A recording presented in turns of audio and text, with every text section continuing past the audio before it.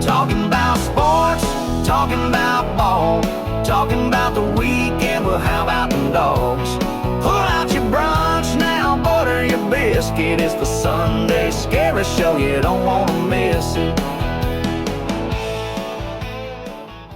You were not joking. We're hitting this one at the crack of dawn on a Monday. But Keegan, listen, the Deep South's oldest rivalry is the biggest conversation in college football.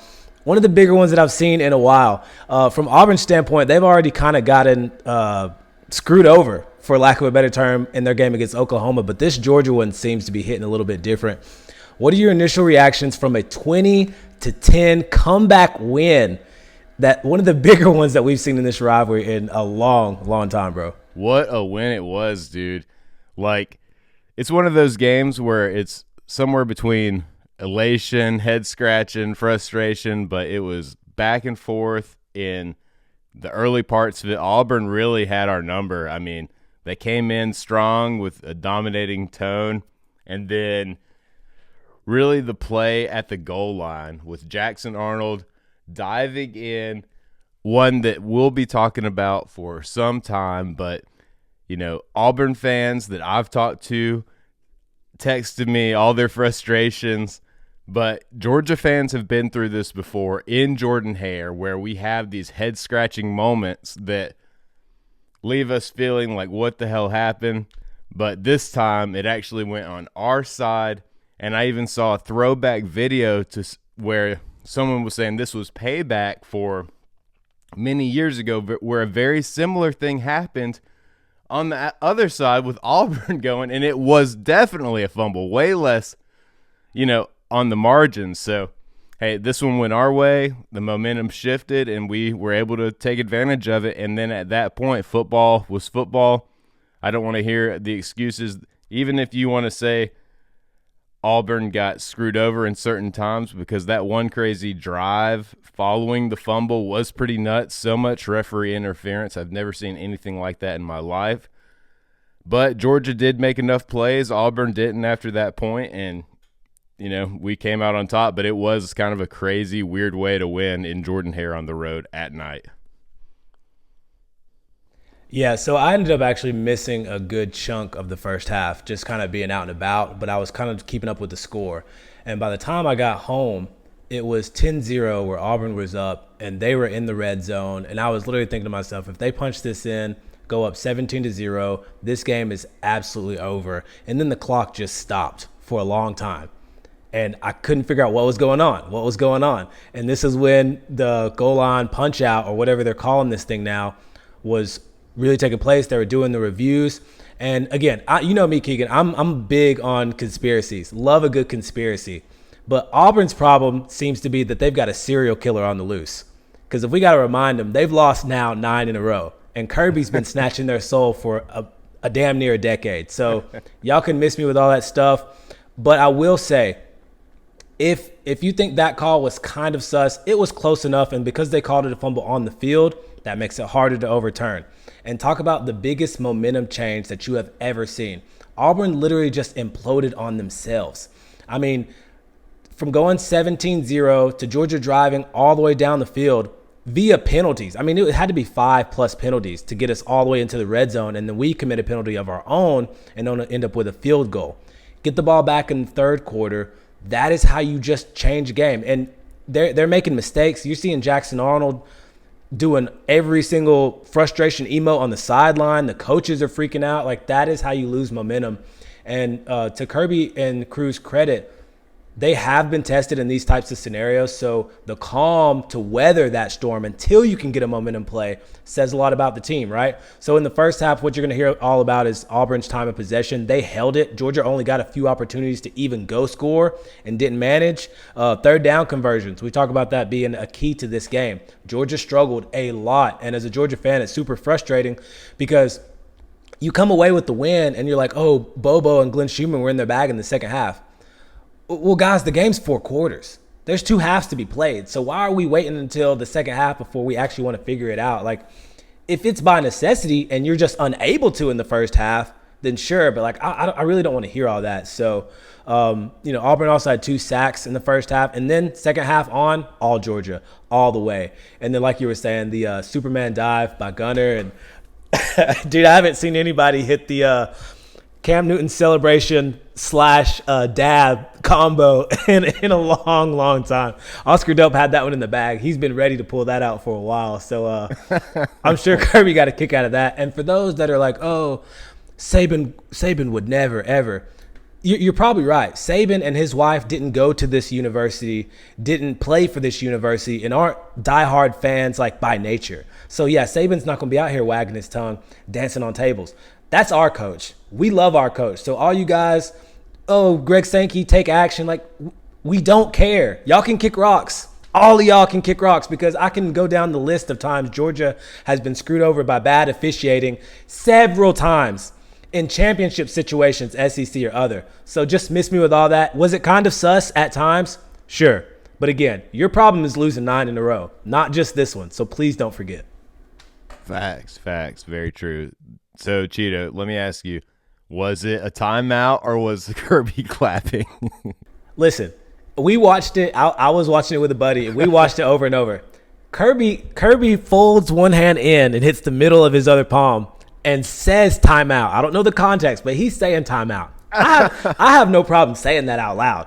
But this is a game. This is sportsmanship. If the refs miss that, that's their bad. That's their bad. We're not taking the L because of y'all's feelings. We're not doing that. This is gamesmanship. This is how it works, right? You don't show your cards. You don't do all that. So, and they know that. They know that. They're just bitter, right? Especially after Oklahoma. I understand as an Auburn fan that you're upset. I really do. I do not care. I do not care. That's all I got for you, bro. That's all I got.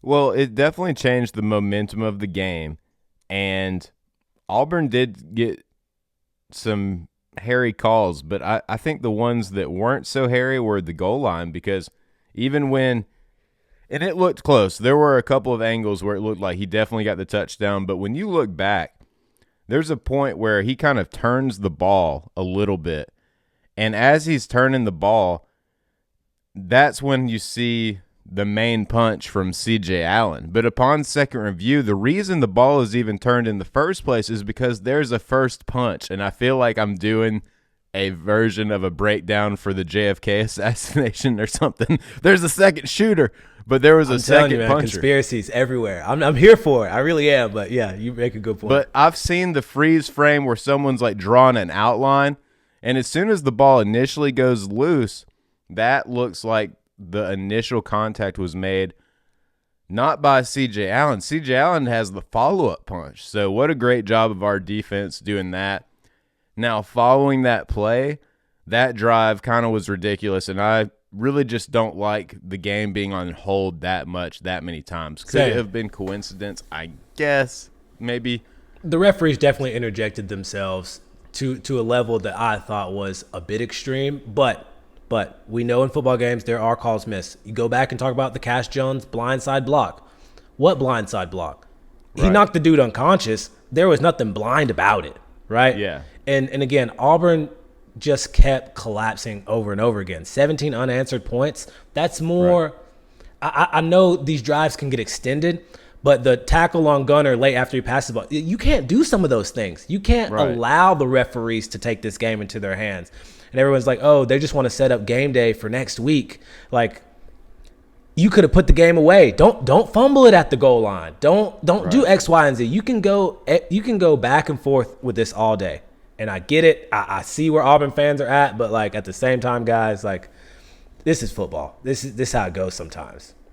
Yeah, there were enough plays where, take out the head scratchers. The biggest difference between this game and the Oklahoma game is Auburn was fully back and forth with Oklahoma, and they got even more screwed in that game for sure. Like that play, the refs literally issued an apology, and and clear as day, I totally am on the Auburn fan side with that play against Oklahoma. But in this game, I feel like the biggest thing is you touched on it. They just mentally and emotionally collapsed. So They had their chances when things did not go their way, when they had adversity, when they had some bad calls. You know, Auburn shut down emotionally, and they just did not have the resiliency to take a punch in the mouth, even if it was from the refs, and fight back. And maybe this is an Auburn team that just needs the good calls and some luck to beat Georgia, and maybe that's a fair assessment. But at the end of the day, Georgia did what they needed to do on the field, even with the help of some referee calls. Auburn still made enough mistakes to hold themselves back. So Georgia escapes with a win on the road in Jordan-Hare. And when we talked about the night atmosphere for this game, now don't get me wrong, I mean, we didn't talk about it that much without believing that it was going to be a factor. But kudos to Auburn just having a very lit environment. It's not just so much about, oh, we got 100,000 in the stands, we're pretty loud. Yeah, you put 100,000 anything, put 100,000 giraffes out there, you're going to hear them. But the point is that Auburn fans were pretty lit. I'll give them credit. Like, the energy was totally there. They got a passionate fan base. They're due for some wins. And there's Auburn fans saying, hey, Hugh Freeze, if you don't get it together, the clock is ticking on someone like that. But I think Hugh Freeze has done an okay job. A lot of things are trending in Auburn's favor. So just a couple other things from the game I wanted to touch on just very, very briefly. A lot's going to be made about the actual punch-out fumble thing, but I also saw a big day from Colby Young. Colby Young looked like a wide receiver number one. It was nice to see Bobo kind of focus in on some players. I still feel like we're running screens a little bit too much on third down, obvious situations, but when he ran it on 2nd and 11, when he ran it on first at times, it looks a lot better because I don't think everybody's expecting it. Special teams was huge. We had one long field goal. I think it was about a 50-yarder. Missed another one, but enough to get the job done. I would really like to see us still convert red zone opportunities at a higher frequency. Auburn ended up running for 140 yards, which is something I did not expect from this run defense, which has been pretty much elite so far this season. So that would definitely be an L in that respect. And then who would have thought a Noah Thomas sighting? Noah Thomas had a huge catch that landed us in the red zone one time, his first catch since Austin Peay. And I'm really, really hoping that we see a lot more of that, especially as we go towards Ole Miss, Texas, because he is a weapon that needs to be used. And then DeMello Jones out here at corner. DeMello Jones was sticking with Cam Coleman and making big plays. That's an NFL wide receiver he's tackling. So if DeMello Jones is the next DB that's going to show out, bring him on, because I saw him all over the field making really big plays. And C.J. Allen, player of the game, especially defensive player of the game, a huge sack, a part of that punch-out situation, and our best player on defense, hands down. Yeah, with C.J. Allen, dude, some of his anticipation reminded me of the things that you would see with, like, Roquan Smith or Nakobe Dean. And C.J. Allen has all the tools to be that guy, and he's made so many of those plays, but this was a borderline coming out party for C.J. Allen to elite status, because so far he's been a great linebacker at Georgia. You'd be hard-pressed to take anything away from C.J. Allen. He's done a really good job for us. But in this game, there were moments where he was just 10 steps ahead of blockers, and Glenn Schumann was putting him in many positions to succeed, from pivotal sacks when we needed it to being able to have the punch out. So, I mean, in that punch out, geez, so epic. The thing about DeMello Jones I really liked was his scrappiness, just his willingness to fight and get up in Cam Coleman's face, a big-bodied receiver. And I like how DeMello Jones is kind of in a line of many DBs and safety types that waited their turn and then had great success following the wait. So a good lineage of people in the backfield back there. stars and safeties. Isn't always clean, but these Georgia Bulldogs went on the road to Jordan-Hare at night and got a W. There's still plenty of football to be played in 2025, and we'll be here along the ride. So thanks for listening. This was a little bit shorter of an episode today. I know Chito had to dip early, and it took me a minute to get around to the edit. So we're doing a little Monday scary for the Sunday scary. It was a great weekend, a great win for Georgia. Go Dogs. Definitely check us on all the socials. Interact with us. We're going to try to ramp up our streaming, really show up for some of these halftime shows, and just be covering this team every step of the way. So thank you guys so much for listening. We'll see you next time. You guys know what it is. The Dogs off the leash. Talking about sports, talking about ball, talking about the weekend, well, how about them dogs? Pull out your brunch now, butter your biscuit. It's the Sunday Scary Show, you don't want to miss it.